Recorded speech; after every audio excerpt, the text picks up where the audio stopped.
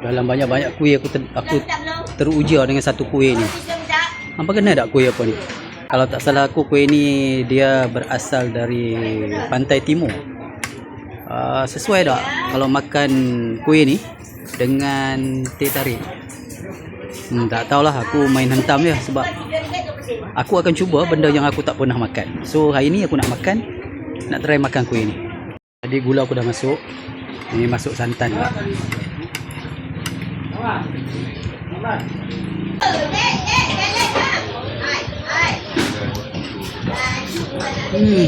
Sedap juga. Boleh terima lah. Boleh tekak aku boleh terima lah. Okey. Ada lemak, ada manis-manis sikit, ada masin sikit. Cukup rasa. Udah habis lah tu? Boleh, insyaAllah. Kalau hampa nak tahu nama kuih tu tadi, itulah dia, kuih lompat tikam.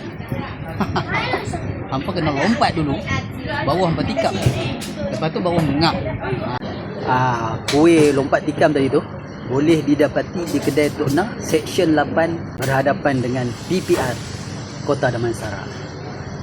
Sesungguhnya banyak kedai-kedai makan yang menarik di sekitar Kota Damansara.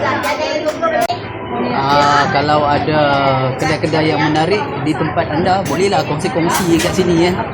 Kita boleh explore, kita boleh cari menu-menu yang rare, yang jarang kita jumpa, tetapi dicari.